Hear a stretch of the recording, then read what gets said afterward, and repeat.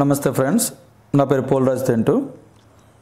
Railway general science physics lecture సిరీస్లో ఇది lecture number 2, laws of motion. మనం last లెక్చర్లో మోషన్ గురించి మనం డిస్కస్ చేసాం. ఇది సెకండ్ లెక్చర్. అగైన్ ఈ లాస్ ఆఫ్ మోషన్ని మనం మన కన్వీనియంట్ కోసం 5 టాపిక్స్ కింద మనం డివైడ్ చేసాం. టాపిక్ నెంబర్ 1 అనేది ఇంట్రడక్షన్. ఈ లాస్ ఆఫ్ మోషన్కి రిలేటెడ్గా ఉన్న బేసిక్ టర్మ్స్ అనేది అందులో డిస్కస్ చేద్దాం. సెకండ్ టాపిక్ అనేది Newton's first law of motion.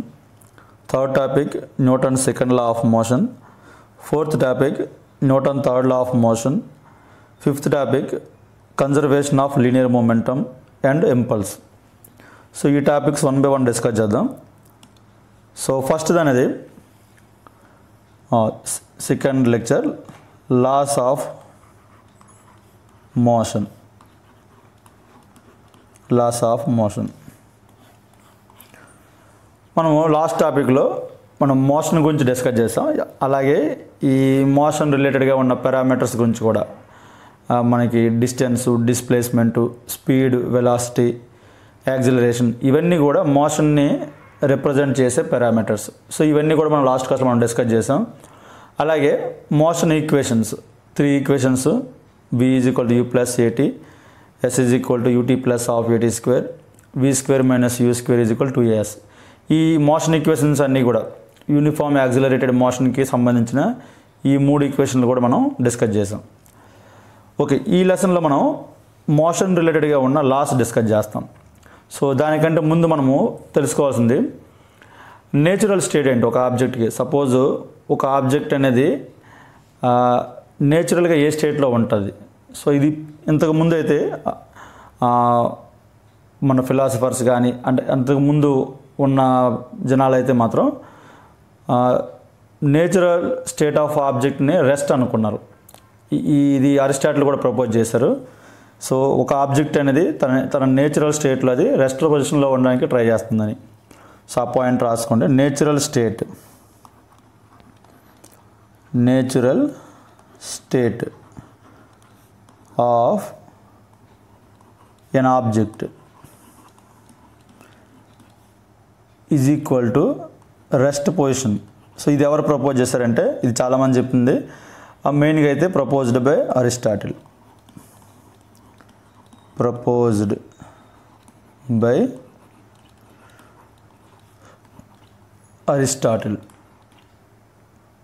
Aristotle.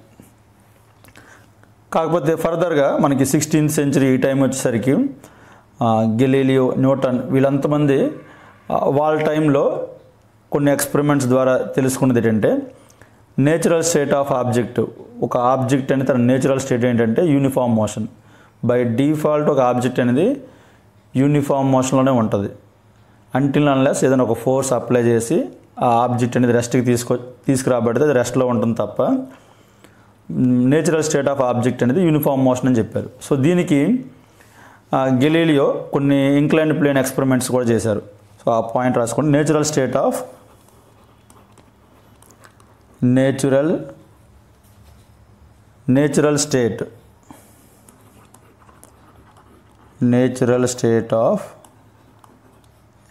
An object. So an object అనేది ఏం చెప్పారంటే యూనిఫామ్ మోషన్ అంటే constant velocity, uniform motion. So ఇది ప్రపోజ్ చేసింది ఎవరంటే proposed by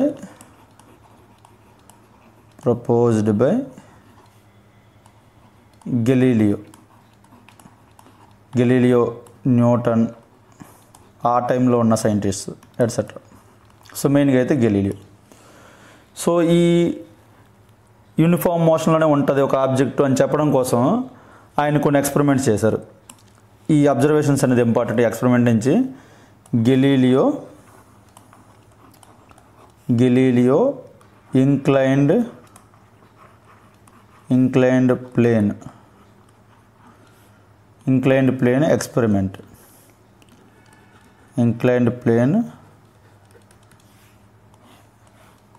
experiment. So first నేను ఏం చేశారంటే, సపోజ్ ఒక ఇంక్లైన్ ప్లేన్ తీసుకున్నారు. ఇది ఒక ఇంక్లైన్ ప్లేన్, రెండు వైపులా కూడా సేమ్ ఆ ఇంక్లినేషన్ అనేది యాంగిల్ సేమ్ ఉన్నట్లుగా ఒక ఇంక్లైన్ ప్లేన్ తీసుకున్నారు. సో ఆల్మోస్ట్ ఇది వెరీ స్మూత్ సర్ఫేస్, అంటే ఆల్మోస్ట్ ఫ్రిక్షన్ ఏం లేకుండా అంత స్మూత్గా ఉన్న ఒక సర్ఫేస్ తీసుకున్నారు.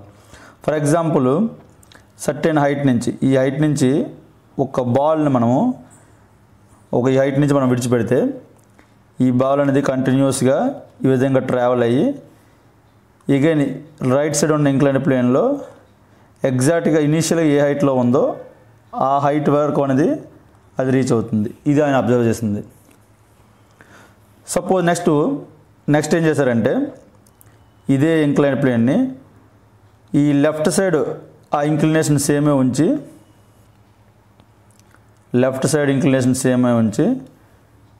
అంటే సేమ్ ఎంత యాంగిల్ అయితే ఉందో ఇనీషియల్గా అంతే యాంగిల్ ఉంచి ఈ రైట్ సైడ్ ఉన్నదాన్ని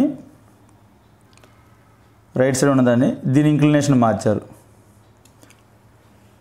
అగైన్ సేమ్ హైట్ నుంచి మళ్ళీ మన ఆబ్జెక్ట్ అనేది, సపోజ్ బాల్ అయితే బాల్, ఏదో ఆ ఆబ్జెక్ట్ అనేది మనం సేమ్ హైట్ నుంచే ఇనీషియల్గా ఫస్ట్ ప్రీవియస్ దాంట్లో ఎంత హైట్ అయితే మనము తీసుకున్నామో అదే హైట్ నుంచి బాల్ని విడిచిపెడితే అగైన్ ఇందులో కూడా అది ఎక్కువ డిస్టెన్స్ అనేది ట్రావెల్ అయ్యింది. బట్ ఆ హైట్ అనేది సేమ్ హైట్ అది రీచ్ అయింది. ఇనిషియల్గా ఎంత హైట్ అయితే ఉందో సేమ్ అదే హైట్కి అది రీచ్ అయింది. సో ఇది ఆయన అబ్జర్వ్ చేసింది గెలీలియో. నెక్స్ట్ దాంట్లో ఏం చేశారంటే సేమ్ ఇంక్లైన్ ప్లేనే తీసుకొని సేమ్ హైట్ నుంచే ఒక బాల్ని ఈసారి దీని ఇంక్లినేషన్ అనేది ఆల్మోస్ట్ 0 చేశారు రైట్ సైడ్ ఉన్నది. సో అప్పుడు ఏమైందంటే ఈ రైట్ సైడ్ ఉన్నది ఆల్మోస్ట్, ఈ రైట్ సైడ్ ఉన్న ఇంక్లినేషన్ అనేది ఆల్మోస్ట్ 0.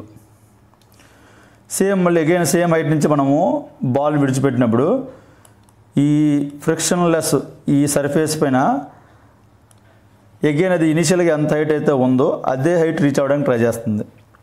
చూడండి, మనం ఫస్ట్ దాంట్లో సపోజ్ ఒక 2 మీటర్ హైట్ నుంచి మనం విడిచిపెట్టినప్పుడు ఈ రైట్ సైడ్ కూడా 2 మీటర్ హైట్ అది పైకి మూవ్ అవుద్ది. సిమిలర్గా సెకండ్ దాంట్లో కూడా 2 మీటర్ హైట్ మనము విడిచిపెట్టినప్పుడు రైట్ సైడ్ కూడా 2 మీటర్ హైట్ అది పైకి మూవ్ అవుతుంది. సో ఇప్పుడు కూడా మనం 2 మీటర్ హైట్ నుంచి మనం విడిచిపెట్టినప్పుడు ఆ స్మూత్ ఇంక్లైన్డ్ స్మూత్ సర్ఫేస్ మీద అదే 2 మీటర్ హైట్ రీచ్ అవ్వడానికి అది ఇన్ఫినిటీ డిస్టెన్స్ ట్రావెల్ అవుతూనే ఉంటుంది. సో ఇది ఆయన అబ్జర్వ్ చేసింది. సో దీని నుంచి ఆయన ఏం చెప్పారంటే ఒక ఆబ్జెక్ట్ అనేది తన నేచురల్ స్టేట్లో ఏంటంటే అది కంటిన్యూస్గా యూనిఫామ్ మోషన్తో మూవ్ అవుతూనే ఉంటుంది. సో అలా ఎంతవరకు మూవ్ అవుతుందంటే ఏదైనా ఒక ఎక్స్టర్నల్ ఫోర్స్ ఆ ఆబ్జెక్ట్ మీద యాక్ట్ అయ్యి దాన్ని ఆపినంత వరకు అది కంటిన్యూస్గా మూవ్ అవుతూనే ఉంటుంది. సో ఆ పాయింట్ రాసుకోండి, నేచురల్ స్టేట్ ఆఫ్. సో ఇది Galileo experiment, natural state of an object is, to the point important to natural state of an object is uniform motion అంటే constant velocity, uniform motion. It won't stop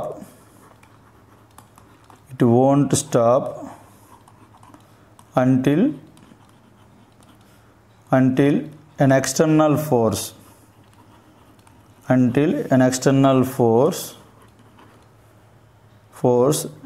acting on it. So ఏదైనా ఒక external force act అయ్యి ఆ ఆబ్జెక్ట్ని stop చేస్తే తప్ప అది కంటిన్యూస్గా uniform మోషన్తో move అవుతూనే ఉంటుంది. సో ఇది నేచురల్ స్టేట్, ఒక ఆబ్జెక్ట్ బై డిఫాల్ట్ యూనిఫామ్ మోషన్లో ఉంటుంది. సో ఇది ఆయన అబ్జర్వ్ చేసింది గెలీలియో ఇంక్లైన్ ప్లేన్ ఎక్స్పెరిమెంట్ నుంచి. ఓకే, ఇందులో నెక్స్ట్ కాన్సెప్ట్ ఫోర్స్. సో మనకి ఫోర్స్ బేసిక్స్ అనేది దీంట్లో తెలియాలి. జనరల్గా మనకి ఫోర్స్ అంటే మీనింగ్ ఏంటంటే ఈ ఫోర్స్ దేనికి యూజ్ అవుద్ది అంటే ఇప్పుడు మనం ఆల్రెడీ మనం చూసాం ఒక ఆబ్జెక్ట్ అనేది నేచురల్ స్టేట్లో యూనిఫామ్ మోషన్తో మూవ్ అవుతూనే ఉంటుంది. ఇప్పుడు ఆ యూనిఫామ్ మోషన్ని చేంజ్ చేయడానికి ఏదైతే మనం యూజ్ చేస్తున్నామో దాన్ని ఫోర్స్ అంటాం. ఈ ఫోర్స్ అనేది ఒక నేచురల్ స్టేట్లో ఉన్న ఒక ఆబ్జెక్ట్ అనేది యూనిఫామ్ మోషన్లో కాన్స్టెంట్ వెలాసిటీతో మూవ్ అవుతూనే ఉంటుంది. అట్లాంటి ఆబ్జెక్ట్ని మ్యాగ్నిట్యూడ్ చేంజ్ చేయడానికి కానీ డైరెక్షన్ చేంజ్ చేయడానికి కానీ ఈ ఫోర్స్ అనేది యూజ్ అవుతుంది. సో దీని డెఫినేషన్ ఏంటంటే force is push or pull of an ఆబ్జెక్ట్ని ఫోర్స్ అంటాం. Push or pull of an object, దీన్ని ఫోర్స్ అంటాం. సో ఈ ఫోర్స్ ఏం చేస్తుందంటే ఈ force is used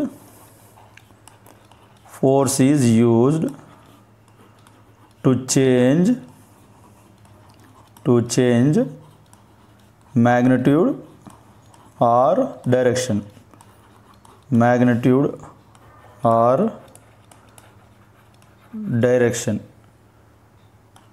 of motion.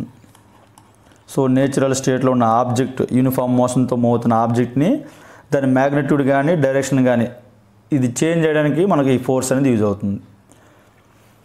అలాగే ఈ ఫోర్స్ గురించి ఇంకొన్ని ప్రాపర్టీస్ ఏంటంటే ఇది మనకి again Newton third law of మోషన్లో వచ్చినప్పుడు మనం డిస్కస్ చేద్దాం. జనరల్గా ఫోర్స్ అనేది ఎప్పుడు కూడా సింగిల్గా ఎగ్జిస్ట్ అవ్వదు. ఇట్ నెవర్ అక్కర్, ఆ పాయింట్ రాసుకోండి, it never occurs single, never occurs in single. So force అనేది ఎలా అంటే ఆల్వేజ్ పేర్స్లో ఉంటుంది. ఎందుకంటే మనకి మన టూ ఆబ్జెక్ట్స్ ఈ పుష్ ఆర్ పుల్ అని చెప్పాం కదా, ఈ పుష్ చేయాలన్నా పుల్ చేయాలన్నా సెకండ్ ఆబ్జెక్ట్ అనేది కంపల్సరీ. సో సెకండ్ ఆబ్జెక్ట్ అనేది కాంటాక్ట్ అయినప్పుడు ఆ కాంటాక్ట్ అవుతున్నప్పుడు ఒక ఆబ్జెక్ట్ మీద యాక్టివ్ ఫోర్స్ ఉంటే రెండు ఆబ్జెక్ట్ మీద రియాక్షన్ ఫోర్స్ ఉంటుంది. సో అలా యాక్షన్ రియాక్షన్ అనేది ఆల్వేజ్ పేర్స్లోనే వస్తుంటాయి. సో ఫోర్స్ ఆల్వేజ్ ఇక్కడ ఫోర్స్ అంటే బట్టి కాంటాక్ట్ ఫోర్స్ అని కన్ఫ్యూజ్ అవ్వద్దు, నాన్ కాంటాక్ట్ ఫోర్స్లు కూడా ఉంటాయి. సో ఇక్కడ మనము by default contact force discuss చేస్తున్నాం. ఫోర్స్ ఆల్వేజ్ కమ్స్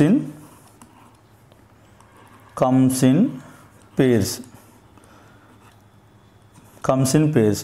అలాగే ఈ పెయిర్ ఆఫ్ ఫోర్సెస్ కూడా ఒక ఆబ్జెక్ట్ మీద ఉండవు. మనకి టూ ఆబ్జెక్ట్స్ ఉంటే ఒక దాని మీద యాక్టివ్ ఫోర్స్ అప్లై అయితే రెండు ఆబ్జెక్ట్ మీద రియాక్టివ్ ఫోర్స్ అప్లై అవుతుంది. అగైన్ మనకి న్యూటన్ థర్డ్ లాలో డిస్కస్ చేద్దాం. సో ఈ ఫోర్స్ అనేది మనకి యూజ్ అవుతుంది ఏంటి, యూనిఫామ్ మోషన్లో ఉన్న ఆబ్జెక్ట్ని డైరెక్షన్ కానీ మ్యాగ్నిట్యూడ్ కానీ చేంజ్ అవ్వడానికి ఈ ఫోర్స్ అనేది యూజ్ అవుతుంది. Okay, next concept balanced and unbalanced forces. Balanced and unbalanced forces. Suppose ఒక ఆబ్జెక్ట్ ఉందనుకోండి, సపోజ్ ఒక బాల్ ఉంది, ఒక ఫ్లాట్ సర్ఫేస్ మీద పెట్టాం మనం. ఇలా ఫ్లాట్ సర్ఫేస్ మీద పెట్టినప్పుడు ఒక సైడ్ నుంచి నేను 5 న్యూటన్ ఫోర్స్ అప్లై చేస్తున్నాను. అలాగే దీని ఆపోజిట్ ఎగ్జాక్ట్గా ఈ లైన్ ఆఫ్ యాక్షన్ దీని గుండా ఆపోజిట్ డైరెక్షన్లో ఇంకో 5 న్యూటన్ ఫోర్స్ అప్లై చేశాను. సో ఇలా రెండు వైపులా ఈక్వల్ ఫోర్స్ అప్లై అయితే దాన్ని బ్యాలెన్స్డ్ ఫోర్స్ అంటాం మనం. బ్యాలెన్స్డ్ ఎందుకంటే బ్యాలెన్స్డ్ ఫోర్స్ అప్లై అయినప్పుడు ఆబ్జెక్ట్ అనేది ఎటు మూవ్ కాదు. సో నో మోర్, రెండు వైపులా సేమ్ ఫోర్స్ ఉంది కాబట్టి ఆబ్జెక్ట్ అనేది మూవ్ కాదు. సో మనకి ఆబ్జెక్ట్ ఎంతైతే ఆ నెట్ ఫోర్స్ ఉంటుంది, ఇక్కడ నెట్ ఫోర్స్ అనేది 0, 5 - 5 0. నెట్ ఫోర్స్ ఉంటేనే ఆబ్జెక్ట్ అనేది యాక్సిలరేట్ అవుతుంది. సో కాబట్టి ఇక్కడ నో యాక్సిలరేషన్.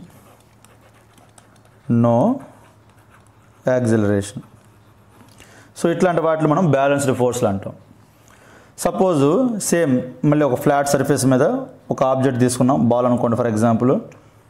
ఒకవైపు ఏమో 8 న్యూటన్ ఫోర్స్ అప్లై చేశాను, రెండో వైపు ఎగ్జాక్ట్గా లైన్ ఆఫ్ యాక్షన్కి ఆపోజిట్గా అదే లైన్ ఆఫ్ యాక్షన్లో ఇంకోవైపు 5 న్యూటన్ ఫోర్స్ అప్లై చేసాం ఆపోజిట్ డైరెక్షన్లో. సో ఇప్పుడు నెట్ ఫోర్స్ ఉంది మనకి, నెట్ ఫోర్స్ ఎంత 3 న్యూటన్, రైట్ సైడ్కి 3 న్యూటన్. సో ఇలా నెట్ ఫోర్స్ వల్లనే మనకి యాక్సిలరేషన్ వస్తుంది. సో ఇట్లాంటి ఇంబ్యాలెన్స్ ఫోర్స్ ఉన్న వాటిని అన్బ్యాలెన్స్డ్ అంటాం. అన్బ్యాలెన్స్డ్ ఫోర్సెస్ ఇవి. సో ఇలా అన్బ్యాలెన్స్డ్ ఫోర్స్ ఉన్నప్పుడే ఆబ్జెక్ట్ అనేది యాక్సిలరేట్ అవుతుంది. సో ఆ యాక్సిలరేషన్ కూడా దేనివల్ల వస్తుందంటే ఆ ఎక్స్ట్రా ఏదైతే అన్బ్యాలెన్స్డ్ ఫోర్స్ ఉందో ఇక్కడ అనుకోండి, సపోజ్ ఈ ఎగ్జాంపుల్లో 3 న్యూటన్, ఆ 3 న్యూటన్ వల్ల మాత్రమే మనకి యాక్సిలరేషన్ వస్తుంది. ఈవెన్ దో మనం 8 న్యూటన్ అప్లై చేసినా ఇంకో వైపు 5 న్యూటన్ అప్లై చేసినా కానీ ఆ ఇంబ్యాలెన్స్ ఎంతైతే ఉందో దానివల్ల మాత్రమే మనకి యాక్సిలరేషన్ వస్తుంది. సో ఇందులో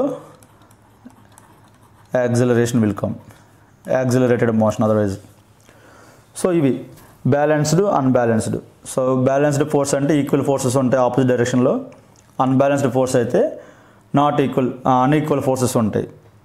సో ఎంతైతే ఆ అన్బ్యాలెన్స్డ్ అమౌంట్ ఉందో ఆ అమౌంట్ ఆఫ్ ఫోర్స్ వల్ల మాత్రమే యాక్సిలరేషన్ అనేది వస్తుంది. Okay, next. సో ఇవి ఫండమెంటల్ కాన్సెప్ట్స్ మనకి ఈ లెసన్కి కావాల్సినవి. Isaac Newton.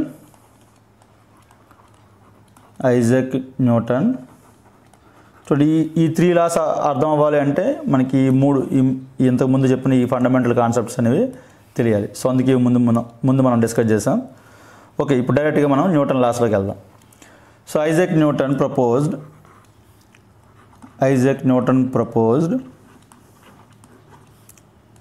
3 fundamental laws. 3 fundamental laws. So ఈ లాస్ ఏం చెప్తున్నాయంటే ఫోర్స్కి ఇంతకుముందు మనం చెప్పాం ఒక నేచురల్ స్టేట్ ఆఫ్ ఆబ్జెక్ట్ ఏంటంటే యూనిఫామ్ మోషన్. బై డిఫాల్ట్ ఒక ఆబ్జెక్ట్ అనేది యూనిఫామ్ మోషన్లో ఉంటుంది.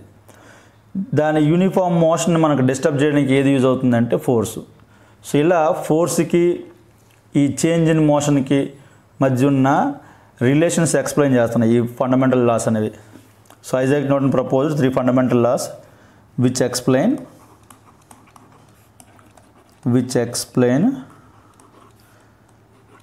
connection between లేదంటే relation between which explain connection between B by W అంటే బిట్వీన్ అని. సో సింపుల్గా B by W అని రాస్తున్నా.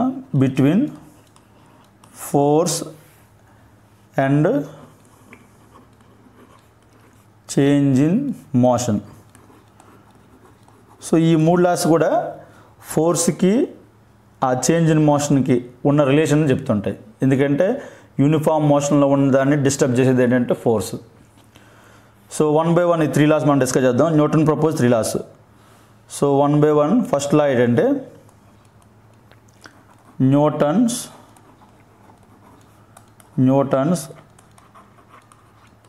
First law of motion. Newton's first law of motion. So ఇది రెండో కాన్సెప్ట్. మనం ఇక్కడి నుంచి రెండో కాన్సెప్ట్ స్టార్ట్ అవుతుంది. సో ఈ ఫస్ట్ లా ఆఫ్ మోషన్ ఏంటంటే ఏదైనా ఒక ఆబ్జెక్ట్ ఇనీషియల్గా సపోజ్ అది రెస్ట్ పొజిషన్లో ఉందనుకోండి, రెస్ట్ పొజిషన్లో ఉన్న లేదు ఇనీషియల్గా అనేది యూనిఫామ్ మోషన్లో ఉన్న ఒక స్ట్రైట్ లైన్లో ఎక్స్టర్నల్ ఫోర్స్ యాక్ట్ అవ్వనంత వరకు ఆ ఆబ్జెక్ట్స్ ఏ పొజిషన్లో అయితే ఉన్నాయో రెస్ట్లో ఉంటే రెస్ట్లోను, యూనిఫామ్ మోషన్లో ఉంటే యూనిఫామ్ మోషన్లోనే ఉంటాయి. అలా ఎంతవరకు అంటే ఏ ఎక్స్టర్నల్ ఫోర్స్ దాని మీద యాక్ట్ అవ్వనంత వరకు. సో దాన్ని మనం న్యూటన్ ఫస్ట్ లా అంటాం. సో న్యూటన్ ఫస్ట్ లా ఏం చెప్తుందంటే an object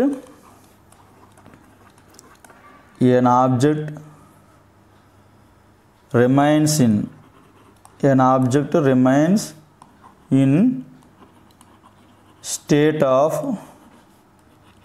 rest or of uniform motion, rest or uniform motion in straight line,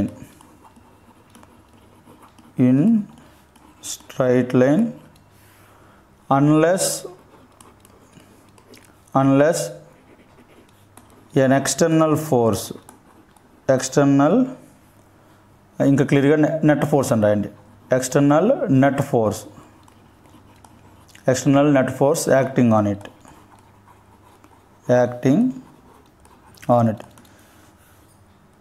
so ఆ నెట్ ఫోర్స్ ఉంటేనే ఈ ఆబ్జెక్ట్ మోషన్ అనేది చేంజ్ అవుతుంది.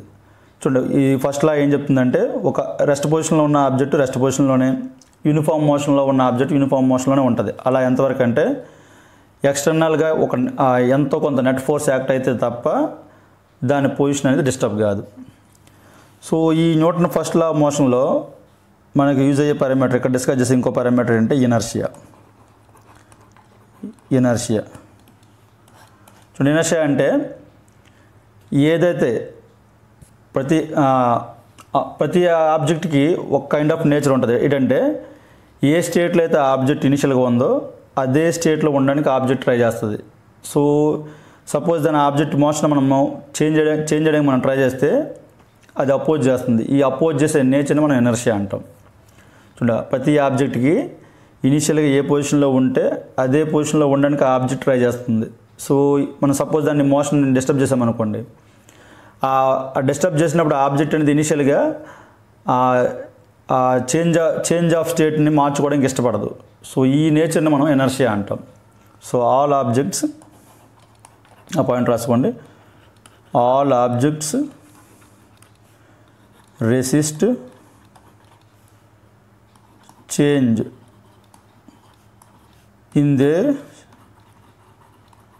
in their state of motion. ఇక్కడ స్టేట్ ఆఫ్ మోషన్ అనేది ఇది రెస్ట్ అవ్వచ్చు లేదా యూనిఫామ్ మోషన్ అవ్వచ్చు. ఏ పొజిషన్లో ఉన్నా కానీ ఏ పొజిషన్లో ఉన్న ఆబ్జెక్ట్ అదే పొజిషన్లో ఉండడానికి ఇష్టపడుద్ది. సో ఏదైనా మనం దాని స్టేట్ని మార్చడానికి ట్రై చేస్తే ఇట్ విల్ అపోజ్. ఆ అపోజింగ్ నేచర్ని మనం ఇనర్షియా అంటాం. All object resist change in their state of motion. This nature is called inertia. ఈ point important. This nature is called inertia. So అందుకే ఈ ఫస్ట్ లా ఆఫ్ మోషన్ మనం law of inertia అని కూడా అంటాం. సో ఆ point రాసుకుంటే first law of motion also called first law of motion is also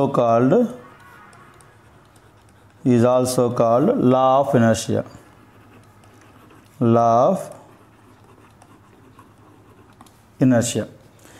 మనం ఆల్రెడీ చెప్పాము, ఈ ఇనర్షియా అనేది రెండు రకాలుగా ఉండొచ్చు. మనం ఇంతకుముందు ఇనీషియల్గా రెస్ట్లో ఉంటే రెస్ట్లోనే ఉంటుంది, ఇనీషియల్గా మోషన్లో ఉంటే మోషన్లోనే ఉంటుంది. సో ఇనర్షియా కెన్ బి ఈ టూ టైప్స్ ఆఫ్ ఇనర్షియా. ఒకటి ఇనర్షియా ఆఫ్ రెస్ట్.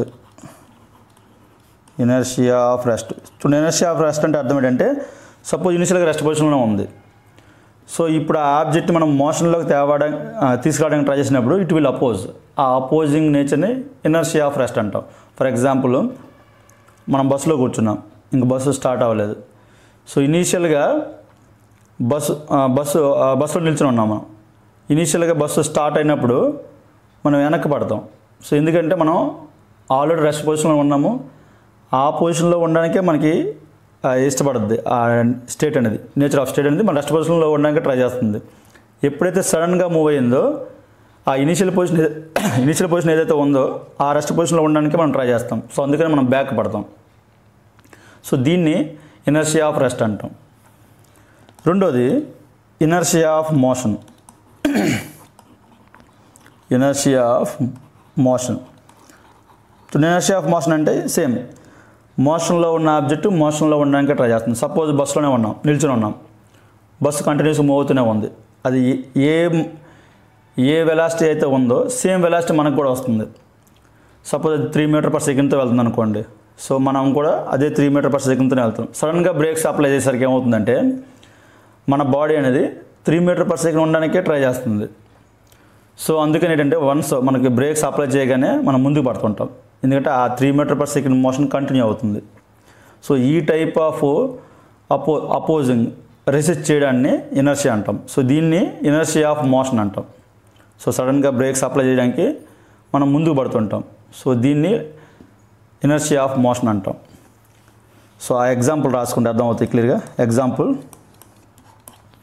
ఇనర్షియా అనేది ఇనర్షియా ఆఫ్ రెస్ట్ ఉండొచ్చు, ఇనర్షియా ఆఫ్ మోషన్ ఉండొచ్చు. సో ఎగ్జాంపుల్, దీనికో example. So when bus started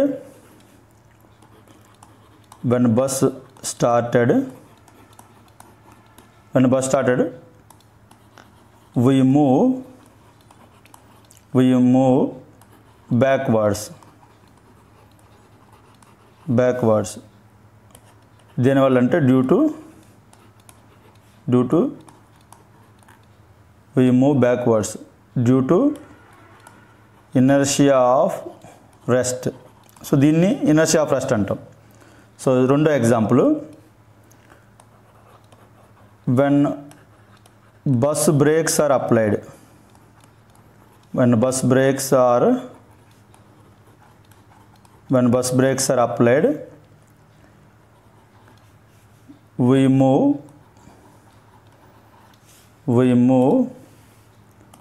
forward. So ఇది దేనివల్ల అంటే due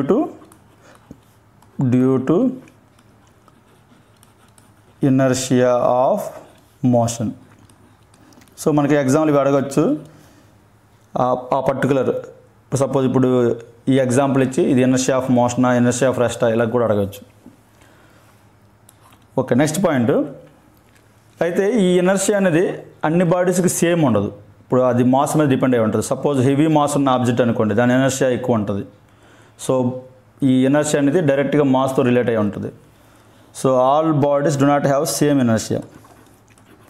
all bodies do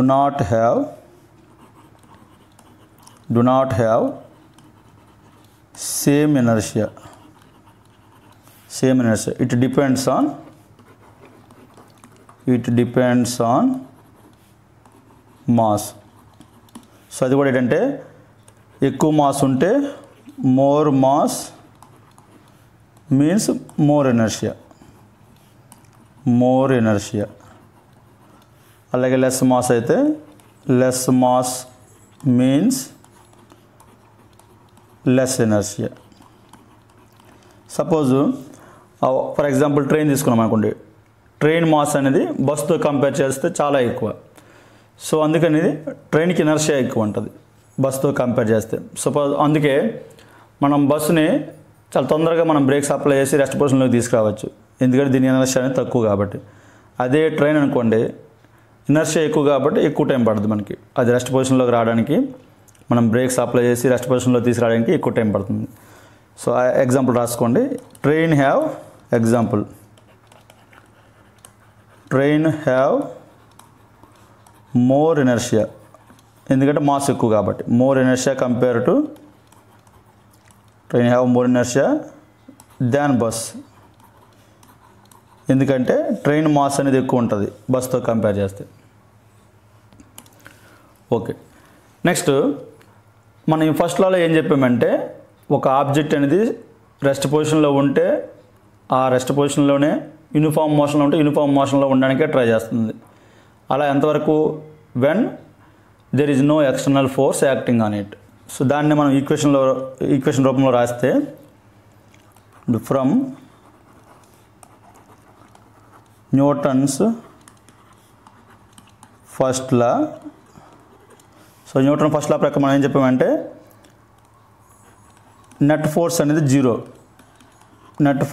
zero అయినప్పుడు, ఒక ఆబ్జెక్ట్ మీద నెట్ ఫోర్స్ అనేది జీరో అయినప్పుడు object have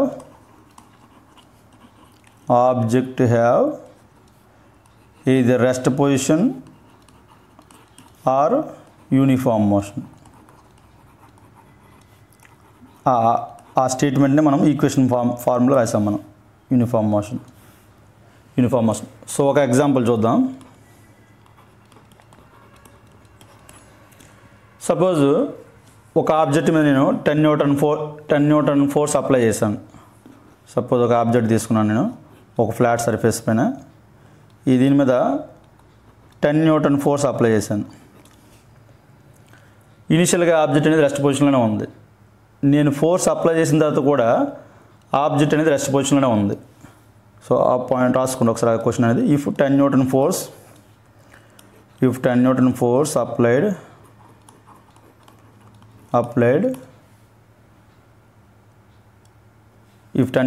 applied still object not moving find frictional లేదా అపోజింగ్ ఫోర్స్. ఇక్కడ ఫ్రిక్షనల్ అండి, ఫ్రిక్షనల్ ఫోర్స్. సపోజ్ ఇలా క్వశ్చన్ అడిగామనుకోండి. సో ఇనిషియల్గా ఆబ్జెక్ట్ అనేది రెస్ట్లోనే ఉంది, నేను ఒక 10 న్యూటన్ ఫోర్స్ అప్లై చేశాను, స్టిల్ రెస్ట్లోనే ఉంది. సో రెస్ట్లో ఉన్న ఆబ్జెక్ట్ రెస్ట్లోనే ఉంటుంది. సో మన ఆ కండిషన్ ఎప్పుడైనా చెప్పాము, there is no net force అంటే అర్థం ఏంటంటే నెట్ ఫోర్స్ అనేది 0 అయితే మాత్రం రెస్ట్ పొజిషన్లో ఉన్న ఆబ్జెక్ట్ రెస్ట్ పొజిషన్లోనే యూనిఫామ్ మోషన్లో ఉన్న ఆబ్జెక్ట్ అనేది యూనిఫామ్ మోషన్లో ఉంటుంది. అయితే ఈ క్వశ్చన్లో ఇనిషియల్గా రెస్ట్ పొజిషన్లో ఉంది, ఈవెన్ 10 న్యూటన్ ఫోర్స్ అప్లై చేసినా కానీ అది రెస్ట్ పొజిషన్లో ఉంది. సో అట్లాంటప్పుడు అర్థం ఏంటంటే ఈ నెట్ ఫోర్స్ అనేది 0 అని, నెట్ ఫోర్స్ అనేది 0 అని. సపోజ్ దీనికి ఫ్రీ బాడీ డయాగ్రామ్ వేస్తాం అనుకోండి, ఈ బాడీకి మనము అప్లైడ్ ఫోర్స్ అనేది 10 న్యూటన్.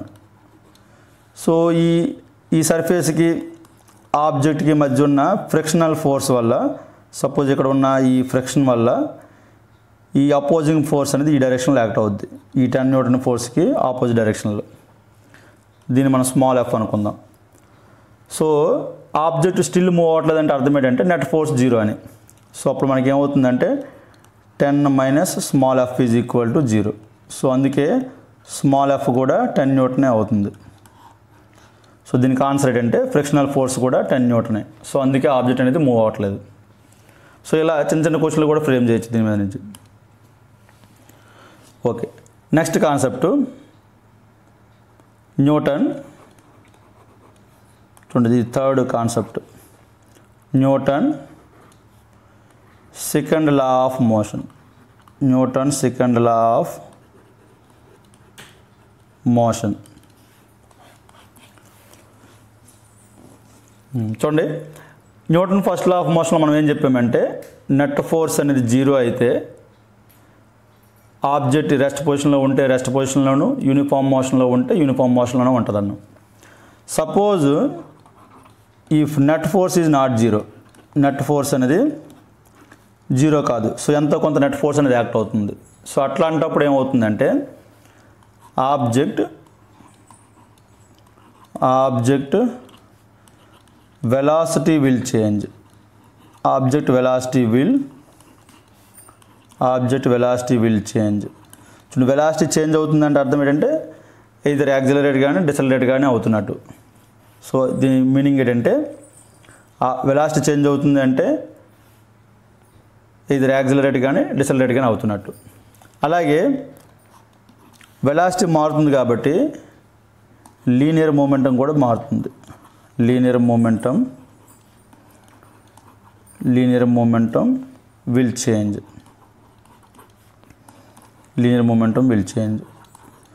సో నెట్ ఫోర్స్ అనేది ఎంతో కొంత ఒక ఆబ్జెక్ట్ మీద యాక్ట్ అవుతున్నప్పుడు ఆబ్జెక్ట్ వెలాసిటీ చేంజ్ అవుతుంది. సో దానివల్ల లీనియర్ మూమెంటం కూడా చేంజ్ అవుతుంది. సో ఈ న్యూటన్ సెకండ్ లా మనం డిస్కస్ చేయడానికి ముందు ఫస్ట్ లీనియర్ మూమెంటం డిస్కస్ చేద్దాం. Linear momentum.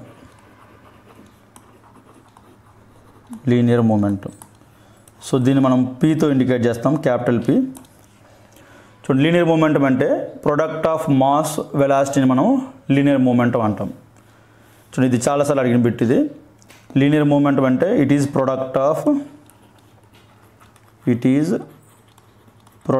ఆఫ్ మాస్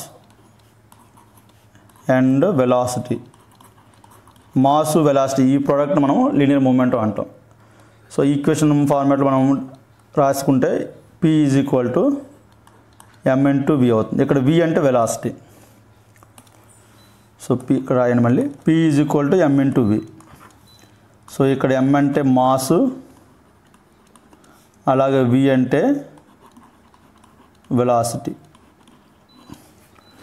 అలాగే ఇక్కడ వెలాసిటీ అనేది వెక్టర్, మనం ఆల్రెడీ డిస్కస్ చేస్తాం లాస్ట్ క్లాస్లో. సో లీనియర్ మూమెంటం కూడా vector.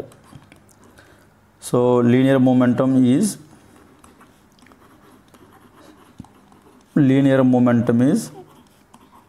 Is vector. So vector అంటే అర్థం ఏంటంటే మ్యాగ్నిట్యూడ్, డైరెక్షన్ రెండూ కావాలి ఒక ఆ పారామీటర్ని మనం స్పెసిఫై చేయడానికి. Linear momentum is vector quantity. అలాగే దీని డైరెక్షన్ ఎలా ఉంటుందంటే వెలాసిటీ ఏ డైరెక్షన్లో యాక్ట్ అయితే లీనియర్ మూమెంటం కూడా సేమ్ డైరెక్షన్లో ఉంటుంది. So its direction is same as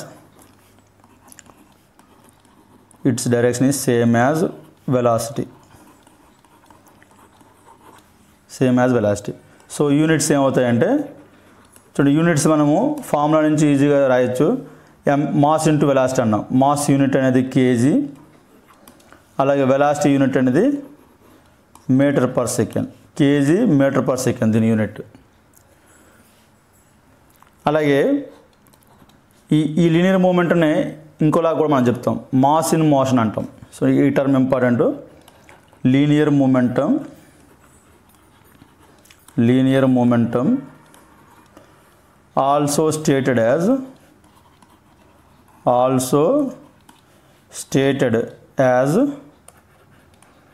mass in motion.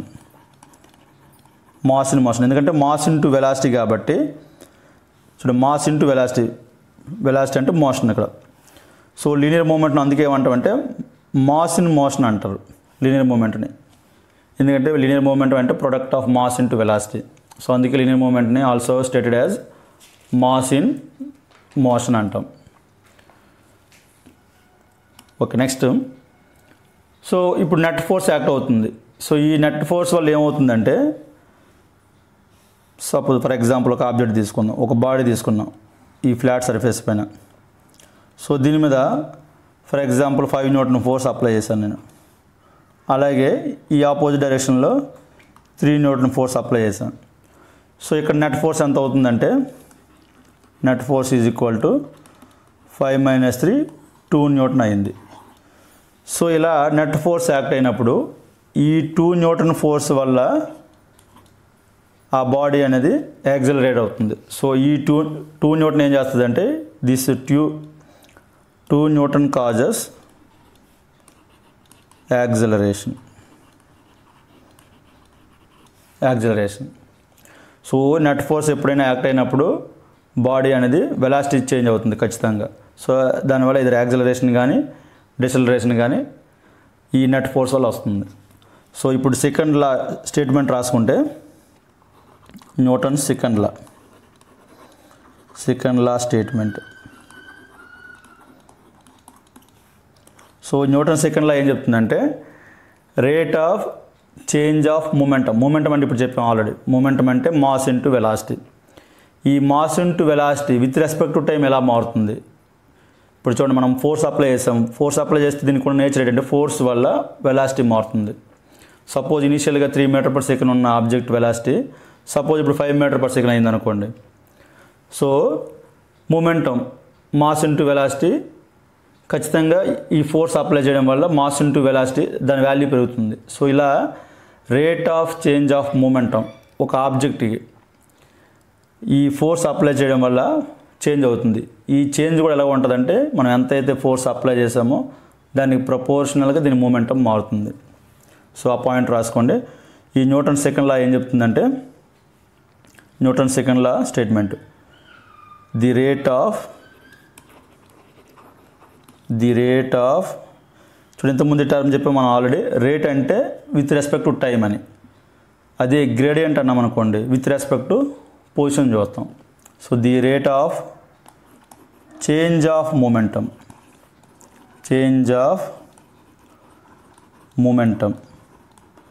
So momentum change అవుతుందంటే అర్థం ఏంటంటే దాని వెలాసిటీ ఖచ్చితంగా మారి ఉండాలి.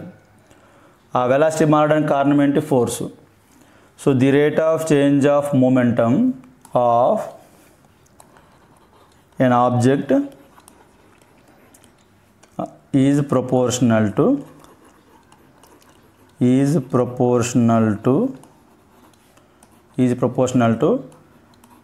net force acting on it, net force applied on it. So ఈ నెట్ ఫోర్స్ ఎంతైతే ఉందో దీనివల్ల ఈ నెట్ ఫోర్స్ అనేది ఎలా ఉంటుందంటే proportional to rate of change of momentum ఉంటుంది. సో దీన్ని మనం ఈక్వేషన్ ఫార్మాట్లో రాస్తే ఈజీ గుర్తుంటుంది. ఎఫ్ నెట్ అనేది నెట్ ఫోర్స్ అనేది directly proportional to rate of ఈ లీనియర్ మూమెంటం మనం పీతో ఇండికేట్ చేస్తాం.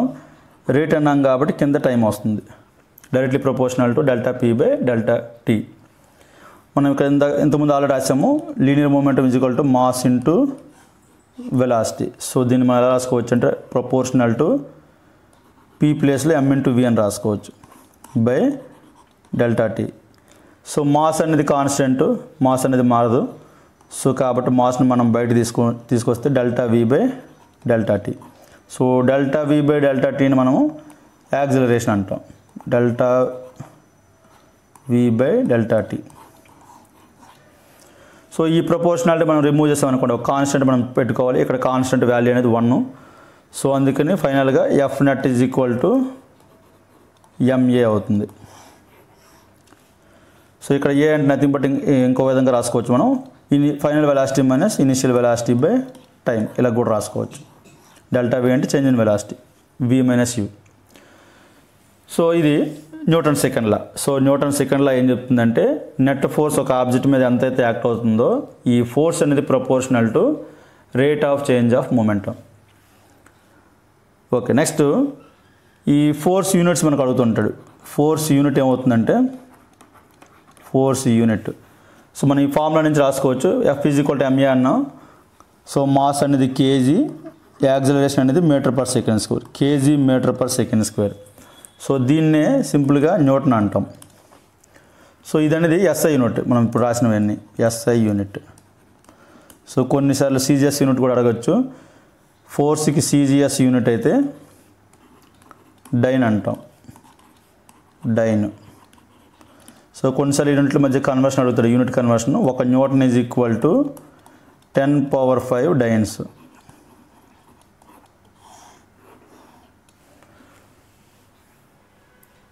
ఓకే, నెక్స్ట్ ఒక సింపుల్ క్వశ్చన్ చేద్దాం న్యూటన్ సెకండ్ లా బేస్ చేసుకొని.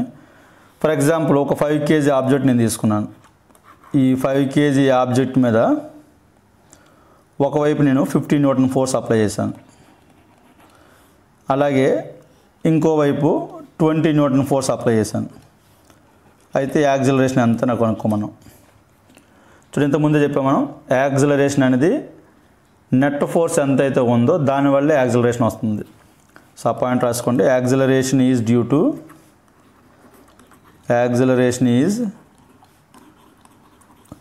To net force. సో ఇక్కడ నెట్ ఫోర్స్ ఎంత అవుతుందంటే 50 - 20. నెట్ ఫోర్స్ అనేది 50 - 20. సో ఈ 30 న్యూటన్ వల్లనే మనకి యాక్సిలరేషన్ అని వస్తుంది. సో న్యూటన్ సెకండ్ లా ప్రకారం F net is equal to mass into acceleration. So ఇక్కడ నెట్ ఫోర్స్ అనేది 30 newton is equal to mass అనేది 5 kg into acceleration. So acceleration is A is equal to 30/5, 6 metre per second square. So ఇలా simple questions అనేది frame చేయొచ్చు. So ఇది Newton second law of motion. So next fourth concept అనేది Newton third law of motion. So Newton first law అయితే రెస్ట్లో ఉన్న position రెస్ట్లోనే ఉంటుంది, uniform మోషన్లో ఉన్న పొజిషను యూనిఫామ్ మోషన్లో ఉంటుంది. ఎప్పుడంటే if there is no external force acting on it. అది Newton first law. Newton second law ఏం చెప్తుందంటే ఒకవేళ నెట్ ఫోర్స్ యాక్ట్ అయితే ఆ ఫోర్స్ అనేది రేట్ ఆఫ్ చేంజ్ ఆఫ్ మూమెంటంకి ప్రపోర్షనల్గా ఉంటుంది ఆ ఫోర్స్ అనేది. సో అది Newton second law. So Newton third law ఏం చెప్తుందంటే, సో ఒక ఆబ్జెక్ట్ మీద ఫోర్స్ మనం అప్లై చేసినప్పుడు ఎంత అమౌంట్ ఆఫ్ ఫోర్స్ అయితే మనం అప్లై చేస్తామో, ఒక ఆబ్జెక్ట్ రెండో ఆబ్జెక్ట్ మీద ఎంత అయితే ఫోర్స్ అప్లై చేసిందో సేమ్ అమౌంట్ ఆఫ్ ఫోర్స్ అనేది ఈ మొదటి ఆబ్జెక్ట్ మీద సెకండ్ ఆబ్జెక్ట్ కూడా రియాక్షన్ ఫోర్స్ ఉంటుంది. సో ఇది న్యూటన్ థర్డ్ లా చెప్పింది. సో న్యూటన్ థర్డ్ లా ఏం చెప్తుందంటే for every action there is equal and opposite reaction. So ఆ స్టేట్మెంట్ రాసుకోండి. To every action there is equal and opposite reaction. So ఇప్పుడు ఒక diagram వేస్తే క్లియర్గా అర్థమవుతుంది. అలాగే ఇంతకుముందు ఈ పాయింట్ చెప్పాను ఆల్రెడీ. ఇప్పుడు ఈ యాక్షను రియాక్షన్ ఈ ఫోర్స్లు అనేవి ఒకే ఆబ్జెక్ట్ మీద యాక్ట్ అవుతున్నవి కాదు. ఇది ఇంపార్టెంట్. ఎందుకంటే యాక్షన్ ఫోర్స్ ఒక ఆబ్జెక్ట్ మీద యాక్ట్ అయితే రియాక్షన్ ఫోర్స్ అనేది రెండో ఆబ్జెక్ట్ మీద యాక్ట్ అవుతుంది. సో ఆ పాయింట్ రాసుకోండి. Action and reaction, action and reaction always act on two different objects, two different objects simultaneously, ఒకేసారి simultaneously ఒకేసారి రెండు ఆబ్జెక్టుల మీద యాక్షన్ రియాక్షన్ ఫోర్స్ యాక్ట్ అవుతుంటాయి. సో ఫర్ ఎగ్జాంపుల్ ఇలా ఒక బాల్ ఉంది, ఈ బాల్ వెళ్ళి ఇక్కడ బి అనే బాల్ ఉంది, సపోజ్ దీని పేరు ఏ, ఈ సెకండ్ బాల్ పేరు బి. ఇది రోల్ అవుతూ ఈ సెకండ్ బాల్ని కొలైడ్ అయినప్పుడు చూడండి, ఇనిషియల్గా ఇలా ఉన్నాయి బాల్ ఏ బాల్ బి. ఈ బాల్ ఏ అనేది రోల్ అవుతూ బాల్ బిని కొలైడ్ అయింది. సో అప్పుడు ఏమవుతుందంటే బాల్ ఏ అనేది బి మీద సర్టెన్ అమౌంట్ ఆఫ్ ఆ కొలిజన్ టైంలో ఎఫ్ఏబి యాక్ట్ అవుతుంది. సిమిలర్గా సేమ్ అమౌంట్ ఆఫ్ రియాక్షన్ అనేది బాల్ బి నుంచి వస్తుంది బాల్ ఏ మీదకి. సో దాన్ని ఏమంటామంటే ఎఫ్బిఏ. సో ఇలా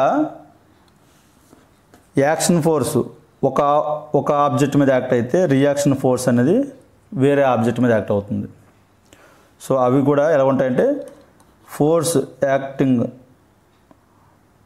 FA on B is equal to FB on A in opposite direction, అందుకు మైనస్ పెడతాం. సో ఎఫ్ఏబి ఎఫ్బిఏ రెండు ఈక్వల్గానే ఉంటాయి మ్యాగ్నిట్యూడ్, బట్ డైరెక్షన్ మాత్రం ఆపోజిట్గా ఉంటాయి.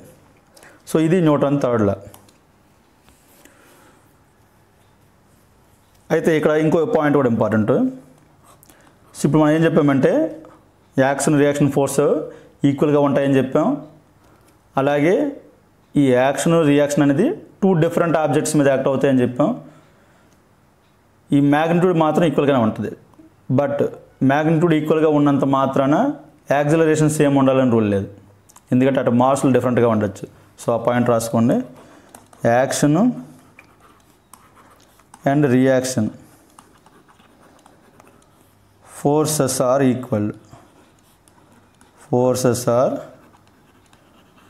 Equal, but they may produce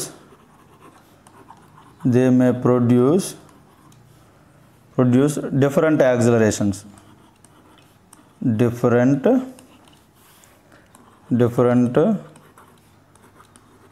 accelerations. చూడండి, ఇంతకుముందు మనం చెప్పాం ఫోర్స్ అనేది మెయిన్ రీజన్ ఈ యాక్సిలరేషన్ రావడానికి, బట్ ఫోర్స్ ఒకటే పారామీటర్ కాదు. ఈవెన్ ఇక్కడ చూడండి, యాక్షన్ రియాక్షన్ ఫోర్సులు రెండు సేమ్ ఉన్నా కానీ డిఫరెంట్ ఆబ్జెక్టుల మీద ఆ ఆబ్జెక్ట్ మాస్ బట్టి కూడా ఈ యాక్సిలరేషన్ అనేది మారుతుంటుంది. సో అందుకని సేమ్ అమౌంట్ ఆఫ్ ఫోర్సే రెండు ఆబ్జెక్టుల మీద యాక్ట్ అవుతున్నా కానీ ఈ action force reaction force, but acceleration డిఫరెంట్గా ఉండొచ్చు. ఎందుకంటే బికాజ్ ఆఫ్ దేర్ మాస్, ఒకటి 2 kg ఇంకోటి 3 kg ఉంటే ఖచ్చితంగా డిఫరెంట్ యాక్సిలరేషన్స్ ఉంటాయి. So but they may produce different accelerations due to different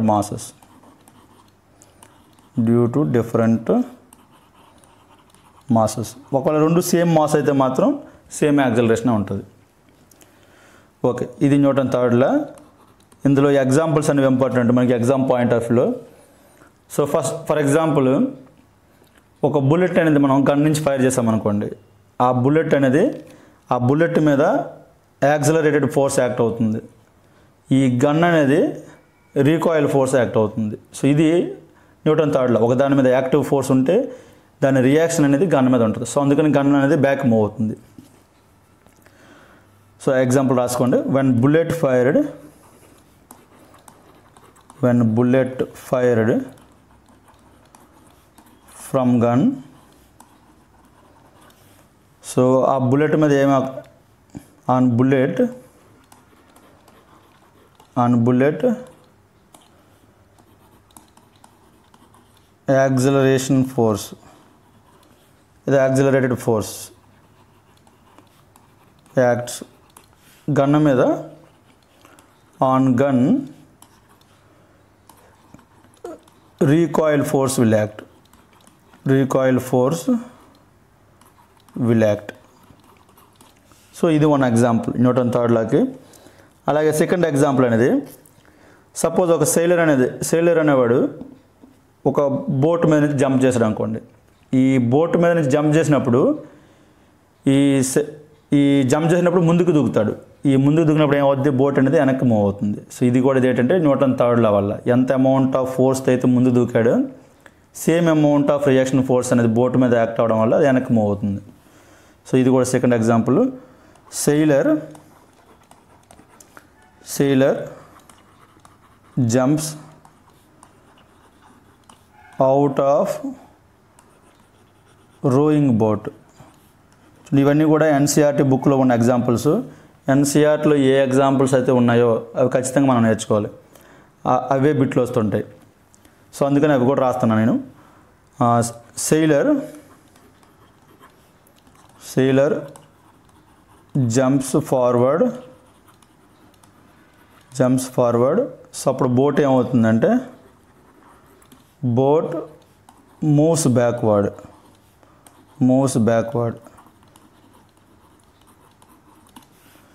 so third example అనేది, when birds fly. సో ఈ బర్డ్స్ ఫ్లై అవుతున్నప్పుడు ఏమని చేస్తారంటే వాటి రెక్కల కింద ఉన్న ఎయిర్ని అవి పుష్ చేస్తాయి. They push air downwards. So కిందకి అవి ఎయిర్ని పుష్ చేస్తే ఇంటర్న్ ఆ ఎయిర్ అనేది బర్డ్ని పైకి పుష్ చేస్తుంది. So air push bird upwards. So ఇది యాక్షన్ రియాక్షన్ ఫోర్స్. సో ఇవి కొన్ని ఎగ్జాంపుల్స్ న్యూటన్ థర్డ్ లాకి. ఈ ఎగ్జాంపుల్స్ అనేవి మనకి ఎగ్జామ్ పాయింట్ ఆఫ్ వ్యూలో ఇంపార్టెంట్. ఓకే, నెక్స్ట్ కాన్సెప్ట్ లాస్ట్ది, fifth concept, conservation of momentum. Conservation of momentum and impulse. చూడండి, conservation అంటే మీనింగ్ ఏంటంటే ఏ క్వాంటిటీ అయితే ఒక పర్టికులర్ సిస్టమ్కి చేంజ్ కాదో అట్లాంటి వాటిని కన్జర్వ్డ్ క్వాంటిటీస్ అంటాం. ఫర్ ఎగ్జాంపుల్ మాస్ ఉందనుకోండి, మాస్ అనేది one of the conserved quantity. అలాగే ఇంకొన్ని ఎగ్జాంపుల్స్ ఎనర్జీ. సో ఎనర్జీ కూడా టోటల్ ఎనర్జీ అనేది ఒక సిస్టంలో అయితే మారదు. సో ఫర్ ఎగ్జాంపుల్ మనం ఇప్పుడు పొటెన్షియల్ ప్లస్ కైనెటిక్ ఎనర్జీ అనుకుంటే ఎంటైర్ టోటల్ ఎనర్జీ అనేది కన్జర్వ్డ్ క్వాంటిటీ. అలా సిమిలర్గా లీనియర్ మూమెంటం కూడా కన్జర్వ్డ్ క్వాంటిటీ, అలాగే యాంగులర్ మూమెంటం కూడా కన్జర్వ్డ్ క్వాంటిటీ. బట్ ఇక్కడ మాత్రం మనం డిస్కస్ చేసేది ఓన్లీ లీనియర్ మూమెంటం. సో మనం ఇందులో డిస్కస్ చేసేది కన్జర్వేషన్ ఆఫ్ లీనియర్ మూమెంటం స్పెసిఫిక్గా. ఇది సపోజ్ నేను ఒక 2 balls తీసుకున్నాం. 2 balls, ఒక బాల్ ఏమో A, another ball is B. So ఈ బాల్ ఏకి ఇనిషియల్గా యు అంటే initial velocity of A, ball B అనేది ఇనిషియల్ వెలాసిటీ యు బి. సో ఇవి ఎప్పుడంటే బిఫోర్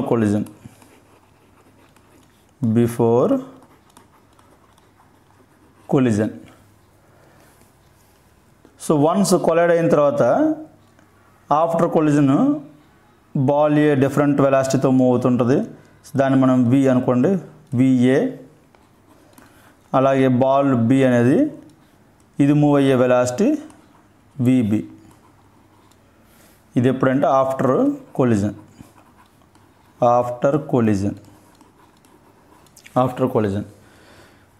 సో ఈ కన్జర్వేషన్ ఆఫ్ మూమెంటం ఎప్పుడు వ్యాలిడ్ అంటే ఈ కండిషన్ అనేది ఇంపార్టెంట్. కండిషన్ ఏంటంటే when there is no net force అనేది ఒక సిస్టమ్ మీద 0 ఉన్నప్పుడు మూమెంటం అనేది కన్జర్వ్డ్, మూమెంటం అనేది చేంజ్ కాదు. So no net force. So ఇది condition. Conservation of linear momentum acceptable అవ్వాలి అంటే ఆ సిస్టమ్ మీద, ఆ ఆబ్జెక్ట్ మీద నెట్ ఫోర్స్ అనేది ఉండకూడదు. No net force acting on it. So అంటే అర్థం అంటే ఎఫ్ నెట్ అనేది 0. F net is equal to 0. So net force 0 అయినప్పుడు మూమెంటం అనేది కన్జర్వ్ అవుతుంది. సో ఇప్పుడు ఈ ఫామ్లో కొంచెం రాసుకోండి. సో మనం న్యూటన్ థర్డ్ లా ప్రకారం ఏంటంటే న్యూటన్ థర్డ్ లా సో ఏం చెప్తుందంటే force FA acting on B అనేది is equal to force FB on A ఎప్పుడు at the time of collision. So ఈ పాయింట్ ఆల్రెడీ మనం రాసాం. ఈ ఏ బాల్ బి బాల్ కొలైడ్ అవుతున్న టైంలో ఏ బాల్ నుంచి వచ్చిన ఫోర్సు ఆ బి మీద యాక్ట్ అయ్యేది FAB అనుకుంటే ఆ ఫోర్స్ ఈజ్ ఈక్వల్ టు ఈ బి బాల్ నుంచి వచ్చిన force acting on a FB అనుకుంటే ఈ రెండు ఈక్వల్ అండ్ ఆపోజిట్లో ఉంటాయి. సో ఇది న్యూటన్ థర్డ్ లా. సో మనకి సెకండ్ లా ఏం చెప్తుందంటే force is equal to rate of change of momentum అన్నాం. సో న్యూటన్ థర్డ్ లా ప్రకారం అయితే FAB equal to minus FBA. So ఇప్పుడు ఈ ఫోర్స్ని మనం మూమెంటంలో రాసుకుంటే FAB mass of A final velocity minus initial velocity by time is equal to mass of B is equal to final velocity minus initial velocity of B by time. So time cancel అవుతాయి. Just simplify చేద్దాం డైరెక్ట్గా. Time cancel అవుతాయి. దీన్ని రాసుకుంటే MA VA minus MA UA is equal to minus MB VB plus MB UB. So initial momentum అన్నీ ఒక దగ్గర రాసుకుంటే MA UA plus MB UB is equal to MA VA plus MB VB. So దీని meaning ఏంటంటే ఇదంతా కూడా ఇనిషియల్గా ఉన్న అంటే కొలిజన్ అవ్వడానికి ముందున్న మూమెంటం. ఈ ఫైనల్ వెలాసిటీలు ఎప్పుడు వచ్చాయి మనకి కొలైడ్ అయిన తర్వాత వచ్చాయి. సో అందుకని ఇది ఆఫ్టర్ కొలిజన్ తర్వాత ఉన్న momentum. So law of conservation of momentum ఏం చెప్తుందంటే total momentum before collision is equal to so ఇక్కడ ఉన్న మూమెంటం ఏంటంటే టోటల్ మూమెంటం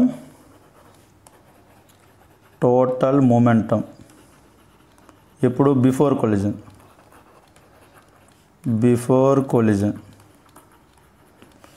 ఇది టోటల్ మూమెంటం ఎప్పుడు after collision. Total momentum after collision. So ఈ కన్జర్వేషన్ ఆఫ్ మూమెంటం ప్రిన్సిపల్ ప్రకారము before collision ఎంత మూమెంటం అయితే ఉందో ఆఫ్టర్ కొలిజన్ కూడా సేమ్ మూమెంటమే ఉంటుంది. ఈ ప్రిన్సిపల్ ఎప్పుడు valid when there is no net force. So conservation principle statement ఏంటంటే when there is no net force total momentum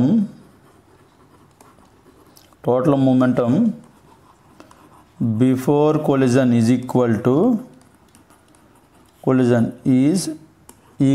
to total momentum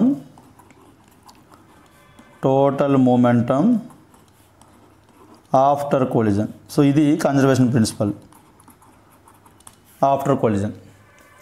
so దీన్ని మనం law of conservation of linear momentum అంటాం ఈ principal. అయితే ఇక్కడ ఈ definition important. అలాగే ఇప్పుడు మనం చెప్పబోయే ఈ డెరివేషన్ ఏం అవసరం లేదు. ఇప్పుడు మనం కొన్ని స్పెషల్ కేసులు చెప్తాం, డైరెక్ట్గా గుర్తుపెట్టుకోవాలి. ఇవి బిట్లు వస్తుంటాయి. స్పెషల్ కేసు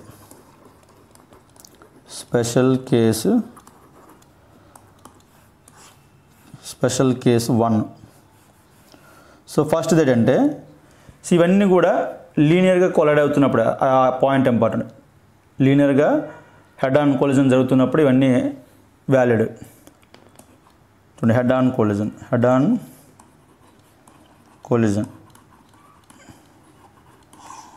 కొలిజన్ జరుగుతున్నప్పుడే ఈ స్పెషల్ కేసులు మనం చెప్తున్నవన్నీ కూడా.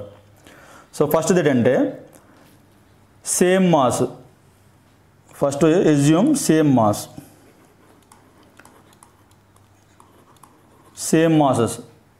ఫర్ ఎగ్జాంపుల్ 2 ఆబ్జెక్టులు తీసుకున్నాం, A ఒకటి ఏ అనేది ఫర్ ఎగ్జాంపుల్ 4 మీటర్ పర్ సెకండ్తో మూవ్ అవుతుంది అనుకుందాం.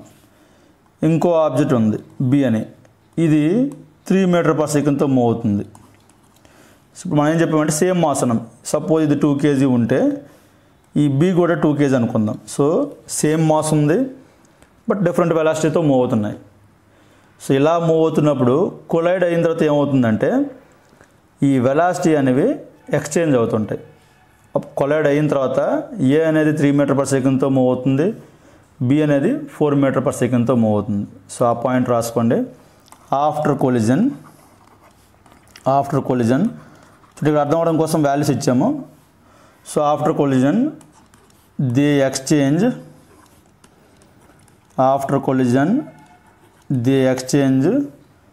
There velocities. సో అప్పుడు ఏమవుతుందంటే ఏ అనేది move with 3 metre per second, అలాగే బి అనేది move with 4 metre per second. Just అర్థం అవడం కోసం ఎగ్జాంపుల్ రాశాను. ఇందులో రెండో కేసు అనేది అగైన్ సేమ్ మాస్ అనుకోండి. రెండు ఆబ్జెక్ట్కి సేమ్ మాస్ ఉంది, సేమ్ మాస్ అండ్ ఒక ఆబ్జెక్ట్ అనేది రెస్ట్ పొజిషన్లో ఉందనుకోండి and one object is at rest. So ఈ కండిషన్లో ఏమవుతుందంటే ఫర్ ఎగ్జాంపుల్ సేమ్ ఇదే ఎగ్జాంపుల్ తీసుకుందాం. ఏ అనేది ఇనీషియల్గా 4 మీటర్ పర్ సెకండ్తో వస్తుంది ఈ ఆబ్జెక్ట్ అనేది. ఇక్కడ బి అనేది రెస్ట్ పొజిషన్లో ఉంది, దీని యూ అనేది 0.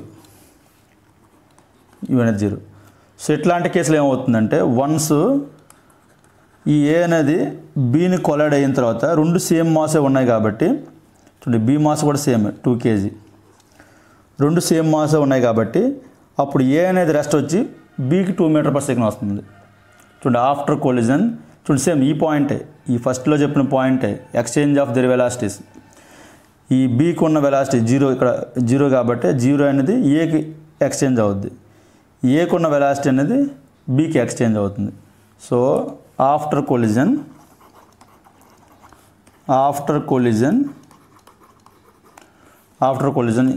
తర్వాత ఏమవుతుందంటే ఏ రెస్ట్లోకి వస్తుంది, A comes to rest position. So అప్పుడు బి ఏమవుతుందంటే B moves with 4 metre per second. So ఈ అబ్జర్వేషన్ పాయింట్స్ అనేది ఇంపార్టెంట్. ఇందులో డెరివేషన్ అవసరం లేదు కానీ ఈ అబ్జర్వేషన్స్ ఇంపార్టెంట్. ఇందులో మనకి ప్రాబ్లమ్స్ కూడా వస్తుంటాయి. ఇది conservation of linear momentum. So ఇందులో లాస్ట్ టాపిక్ అనేది ఇంపల్స్.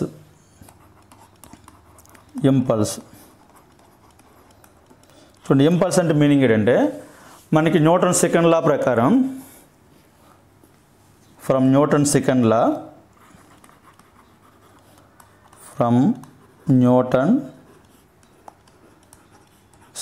లా ఫార్ములా ఏంటంటే ఎఫ్ ఈజ్ ఈక్వల్ టు చూడండి ఇక్కడ ఎఫ్ అంటే ఎఫ్ నెట్ అని, F net is equal to rate of change of momentum అన్నాం, delta P by delta tea,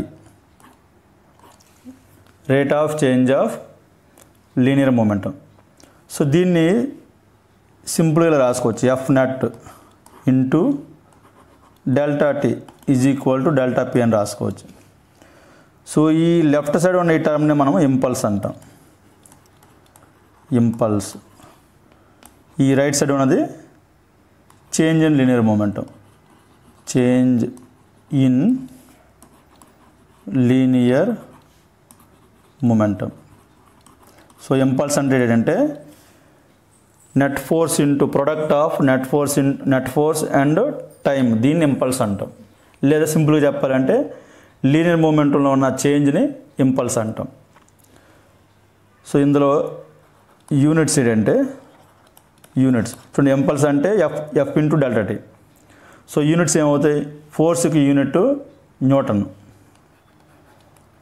టైంకి unit second. So Newton second are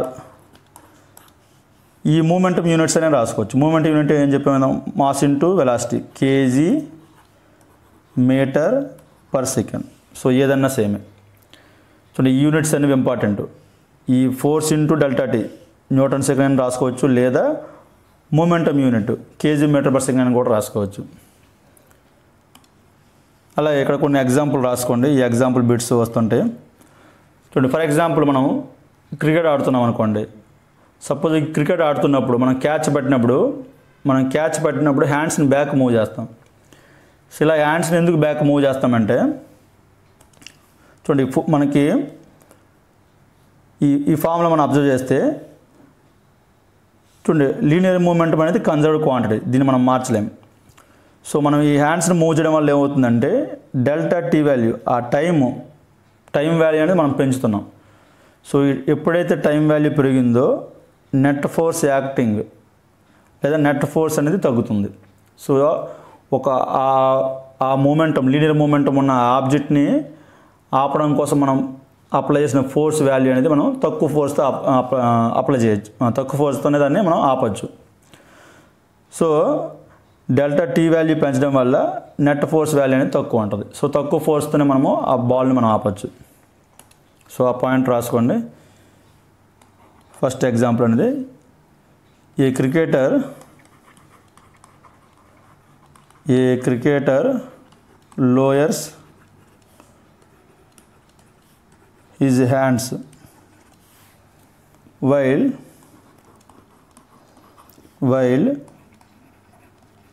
catching a ball. Reason ఏంటంటే ball because to increase delta t so that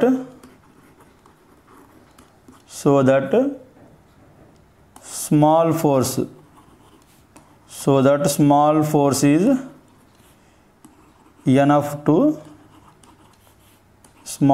enough to stop the ball. So ఇది one example. Second example, for example మనం ఒక egg తీసుకున్నాం. మనం floor మీద వేసేటప్పుడు egg అనేది break అవుతుంది. అదే ఎగ్ని మనము ఒక తలగడ మీద మనం వేసాం అనుకోండి, ఎగ్ బ్రేక్ కాదు. సో రీజన్ ఏంటంటే సేమ్, ఆ ఇంపాక్ట్ ఫోర్స్ అనేది ఈ పిల్లో మీద తక్కువ ఉంటుంది. ఎందుకంటే ఇక్కడ డెల్టా టీ వాల్యూ అనేది ఎక్కువ. సో ఆ మూమెంటం అనేది మనకు change in linear momentum is equal to impulse అని చెప్పాం. సో ఆ మూమెంటం వాల్యూ అనేది మనకు నెట్ ఫోర్స్ ఇంటూ డెల్టా టీకి ఈక్వల్. ఇక్కడ ఏం అవుతుందంటే ఈ పిల్లో వాడుతున్నప్పుడు ఆ డెల్టా టీ వాల్యూ అనేది పెరుగుతుంది. దానివల్ల ఆ ఎగ్ మీద యాక్ట్ అయ్యే నెట్ ఫోర్స్ అనేది తగ్గుతుంది. సో ఆ పాయింట్ రాసుకోండి. డ్రాపింగ్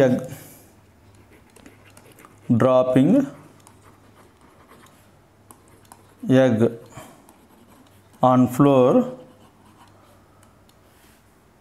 ఇంకోటి dropping egg on pillow. So ఈ ఫస్ట్ కేసులో బ్రేక్ అవుతుంది, రెండో కేసులో బ్రేక్ కాదు, నాట్ బ్రేక్స్. సో రీజన్ ఏంటంటే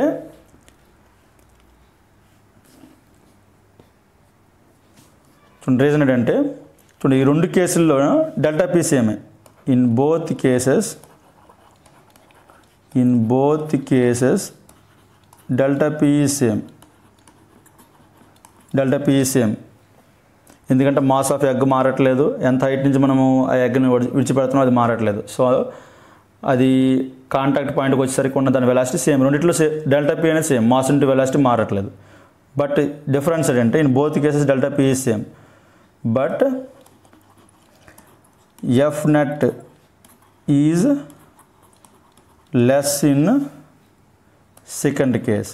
ఇక్కడ సెకండ్ కేస్ అంటే ఈ పిల్లో వాడిన కేసు. ఇన్ సెకండ్ కేస్ అది కూడా నెట్ ఫోర్స్ ఎంత తక్కువైందంటే బికాస్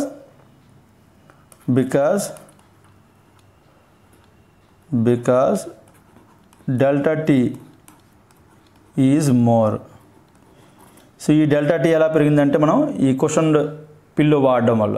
సో అందుకని డెల్టా టీ పెరిగి ఆ నెట్ ఫోర్స్ అనేది తగ్గడం వల్ల ఎగ్ అనేది బ్రేక్ అవ్వకుండా ఉంటుంది. సో ఇది second lesson, laws of motion. So ఇందులో మొత్తం మనము 5 కాన్సెప్ట్స్ డిస్కస్ చేస్తాం. ఒకటి ఇంట్రడక్షను బేసిక్ టర్మినాలజీ అవి డిస్కస్ చేసాం. దాని తర్వాత Newton first law, second law, third law, అలాగే ఫిఫ్త్ కాన్సెప్ట్ అనేది conservation of linear momentum and impulse. So ఇంతవరకు నేను చెప్పిన కాన్సెప్ట్స్ అని సరిపోతాయి.